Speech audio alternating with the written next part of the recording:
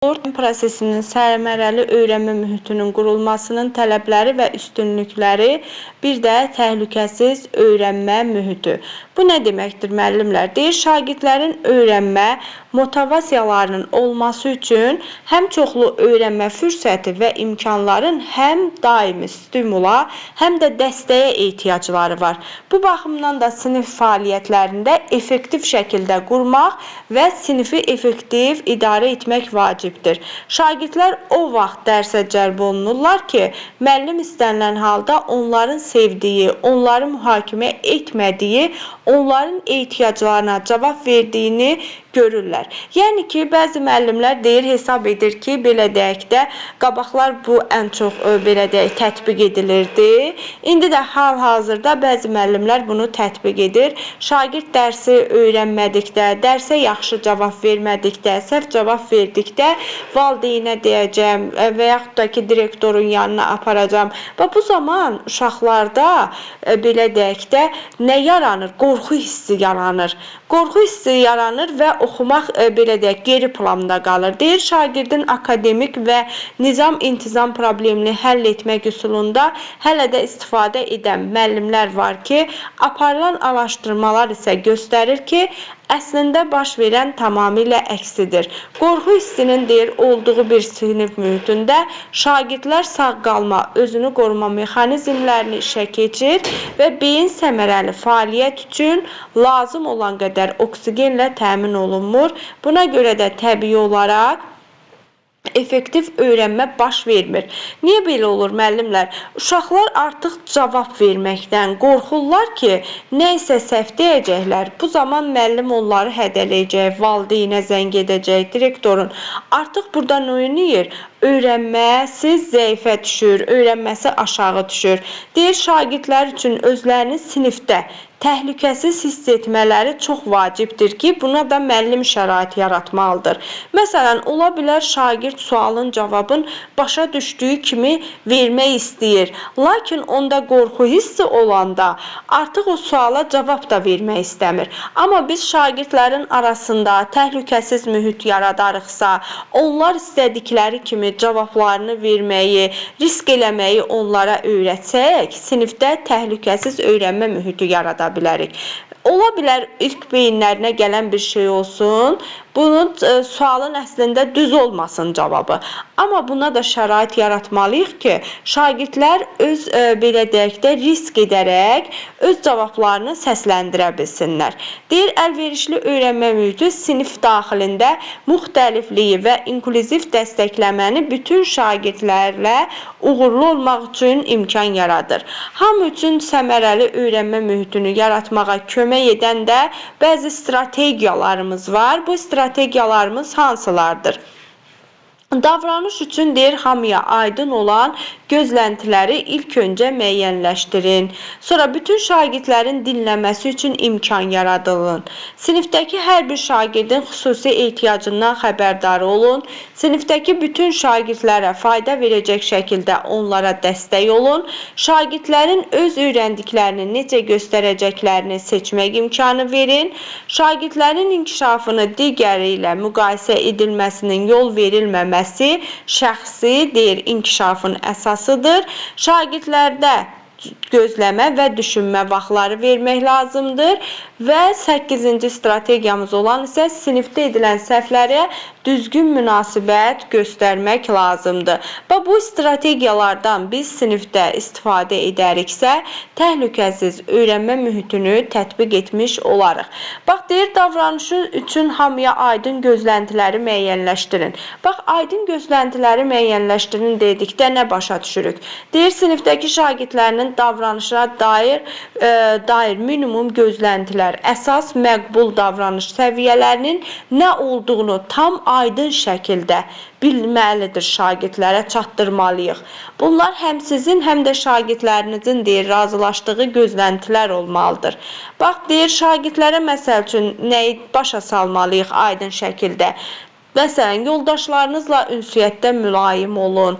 dava nəsə sözünüz məsəl üçün səhv düşərsə, çəp düşərsə, əl və ayaqlarınıza sahib çıxın. Yəni vurun, badalaq verin. Bunlardan istifadəni aydın şəkildə onlara çatdırmalıyıq ki, olmaz. Hər zaman xoş sözlərdən deyir istifadə edək. Həmişə başqalarının şəxsi əşyalarına hörmət edək.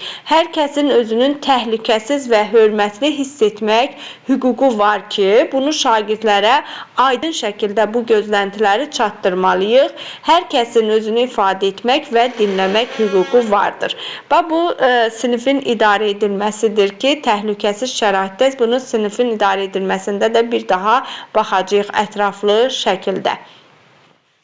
Sonra deyir, bütün şagirdlərin dinləməsi üçün imkanın yaradılması. Deyir, bu sinifimizdə olan şagirdlər arasında münaqişələri həll edərkən xüsusilə vacibdir. Bütün tərəflər hadisənin necə baş verdiyini şərh etmələri, həmçinin onların nəyi və niyə narahat etdiyini tam izah etmələri üçün vaxt verin. Həmçinin dərs prosesində bütün şagirdlərin dinləməsi üçün hər gün imkan yaradın. Bu, onların öyrənmələri ilə məşğul olmasına və prosesin iştirakçıları olduqlarını hiss etmələrinə kömək edəcək. Əlavə sinif qaydaları tərtibi zamanında bütün şagirdlərin fikirlərini dinləyin. Və bütün şagirdləri, məsəl üçün, ola bilər ki, hər hansısa bir uşaqlar arasında nəsə narahatçılıq olar da. Onların biri var ki, birindən eşidək nəysə. Amma biri də var ki, hər birini tək-tək dinləyək. Buna görə də biz əgər sinifi düzgün şəkildə belə deyək, idarə etmək istəyiriksə, sağlam mühit yaratmaq istəyiriksə təhlükəsiz, onların hər birini dinləyərək onların fikirlərini öyrənməyimiz vacibdir. Üçüncü nədir? Sinifinizdəki hər bir şagirdin xüsusi ehtiyaclarından xəbərdar olun. Yəni ki, onların xüsusi ehtiyacları deyil. Yəni burada inklüziviya deyir, mövcud olduğu sinifdə yalnız şagirdlərin hər hansısa bir xüsusi təhsil ehtiyacları və əlilliyi olduğunu bilmək kifayət deyil. Onların ola bilər ki, başqa belə deyək də ehtiyacları ola bilər.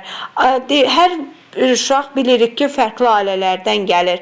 Başqa valideynlərin himayəsində olan uşaqlar olar ki, onların ehtiyacları olmalıdır. Deyir, onların himayəsindən kənarda yaşadığı, yəni ailəsinin haqqında məlumata malik olmalısınız. Məsəl üçün, ola bilər ki, sənin sinifində hər hansısa bir şagird var, onun valideynləri olmadığından sən xəbərsizsən. Bax, bunlar, yəni ki, bunu araşdırıb öyrənməlisən. Bunun ona ehtiyacı nədirsə, onu təmin etməlisən, onu təhlükəsiz şərait yaratmalısan. Təkcə bu o deməkdir ki, deyir, yəni inklüziya olan sinif dedikdə, yəni bunun əlilliyidir və yaxud da ki, dəstək nədir, o nəzərdə tutmur, dəstəkləyici mühit. Əsas odur ki, bunun başqa problemlərini də, ehtiyaclarından da müəllim xəbərdar olsun. 4 nədir? 4-də də deyir ki, sinifinizdəki bütün şagirdlərə fayda verəcək dərəcədə onlarda şəkildə dəstək olun. Deyir, bəzi strategiyalar deməli, bütün şagirdlər üçün faydalı ola bilər. Məsələn, disleksiya xüsusiyyətləri olan bir çox şagird ağ fonda qara mətni oxumaqda çətinlik çəkir. Sadəcə olaraq istifadə etdiyiniz rəngləri dəyişmək, ağ üzərində qara rəngdən istifadə etməkdən qaçınmaq deyir. Təkcə disleksiya diaqnozu olan şagirdlərdə deyil, bütün şagirdlərə kömək edə bilər. 5-ci strategiyamız şagirdlər öz öyrəndiklərini necə göstərəcəklərinə seçim vermək. Bax, yəni ki, biz öyrənmə tərzlərindəki şagirdlərin fəaliyyəti ki var idi. Şagird belə deyək də öz öyrəndiklərini, bu həm də difersional təlimdə idi. Necə belə deyək, öyrənibsə, o cürə təqdim etməyinə imkan verməliyik. Məsəl üçün, ola bilər məqalə yazmaqdır, şagird məqalə yazmaq istəyir, mövzu ilə bağlı buna imkan yaratmalıyıq. Sonra poster və ya infografiya hazırlamaq istəyir, buna imkan yaratmalıdır müəllim. Slideshow təqdimatında hazırlamağı, proqram üçün ssenari hazırlamaqdır. Bunların hər birinə müəllim imkan yaratmalıdır. Deyir, əlbəttə ki, sizi kifayət qədər resurs və dəstək təmin etməlisiniz. Üstəlik də şagird şagirdlərin özlərinə uyğun seçim etmələrinə də təşviq etməlisiniz. Şagirdlər seçim vermək onları ruhlandırır. Bu mühiti əlverişli edir, çünki öyrənmə və uğur əldə etmək üçün bərabər imkanlar yaratmış olur. Digər strategiyamız isə bir şagirdin inkişafını digər şagirdlə müqayisə edilməsi, yol verilməməsi şəxsi inkişafa əsasdır. Məsəl üçün, belə deyək də, indi sinifdə yaxşı oxuyan olur ki, uşaq olur. Müəllim məsələn deyir ki, Əli, görürsən, Hüseyn necə də yaxşı dərslərini oxuyur, amma sən heç nə bilmirsən. Və bu şagirdlə mənfi təsir edə bilər.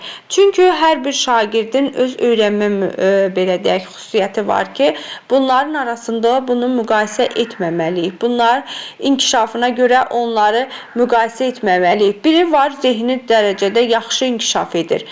Bu dərsləri bir dəfə baxır, öyrənir, yaxşı cavab verə bilir. Elə uşaq da var ki, ünsiyyət qurmaqdan çəkinən uşaq olur və yaxud da ki, dərslərini yaxşı tam qavraya bilmir, uşağın zehnində zəiflik var. Bax, buna görə də şagirdlərin inkişafını digər şagirdlərlə müqayisə etməyimiz nədir? Yol verilməzdir. Sonra 7-ci olan isə şagirdlərdə gözləmə və düşünmə vaxtları deyir verin. Məlumdur ki, sinifdə şagirdlərin qavramasına, burada da yenə eynilik deyir, öyrənməsinə görə fərqlənir. Onların öyrənmə tiplərin sürətli və çalışmaq üçün ehtiyacların səviyyəsi fərqlidir. Buna görə də hər bir uşağa cavab vermələrinə görə onların arasında bilməliyik ki, məsəl üçün, Gülər zəif oxuyan uşaqdır. Sualı vermişəm, ona vaxtı biraz artıq verməliyəm ki, sualı cavab verə bilsin. Bilirəm ki, bu suala gec cavab verəcək, gec şagirdə çatacaq, gec anlayacaqdır sualı. Bunun cavabını da gözləməliyəm ki, versin. Amma elə uşaqlar var ki, uşaqlar cəld, yaxşı, çevik oxuyan uşaqdır, mənə tez cavab verir. Və burada əsas odur ki, biz uşaqların özlərinə görə cavab vermələrinə gözləmə vaxtının verilməsidir. Deyir, suala cavab vermək üçün düşünmə vaxtı verilməyən şagird özünə inamı da azalır. Tədricən dərs prosesinə cəlb olunmada passivlik də müşahidə olunur. Bu hal bir müddət sonra şagirdin davranış pozuntularının müşahidəsinə də gətirib çıxarda bilir. Şagirdlər nə qədər hamıya bərabər imkanlar yaradıldığını görsələr, həmin sinifdə ədalət prinsipinə inanarlar, həm də onların fikirlərində sinif üçün əhəmiyyətli olduğunu görər və dərsə daha yaxşı cəlb olunar. 8-ci sonuncu strategiyamızda nə deyir? Deyir, sinifdə edilən səhvləri düzgün münasibət göstərin. Müasir təlim mühitində deyir, səhvlər tamamilə başqa aspektdən, öyrənmə imkanı kimi baxırlar. Yəni, onlar öyrənməyə mane törədən deyil, əksinə öyrənməni təşkil edən element kimi nəzərdə tutulur. Məsəl üçün, hər hansısa bir testi işləyirik, testdə haradasa səhvlərimizə baxırıq və səhvlərimizi çalışırıq ki, yenidən işləyərək düzəldək. Burada nə edirik? Yenidən öyrənmiş oluruq. Ona görə də səhv olanda ona düzgün münasibət göstərib şagirdləri yönətmək lazımdır da. Belə deyək, elə bir ki, fəaliyyətin stimullaşdırılmasında necə idi? Biz məsəl üçün şagirdin səhvinə baxırdıq, səhvlərini düzəltməsi üçün onlara istiqamət göstərirdik. Bax, burada da şagird baxırdı səhvinə, öz səhvindən nəticə çıxarırdı ki, burada mən səhv eləmişəm. Məsələn, bu strategiyamı düzgün şəkildə qurmalıyam ki, bu səhvlərə yol verməyim. Bax, müasir yanaşma budur. Yəni, düzgün münasibət göstərəriksə səhvlərimizə, burada düzgün münasibət göstərərək yeni nələrsə öyrənmiş olarıq.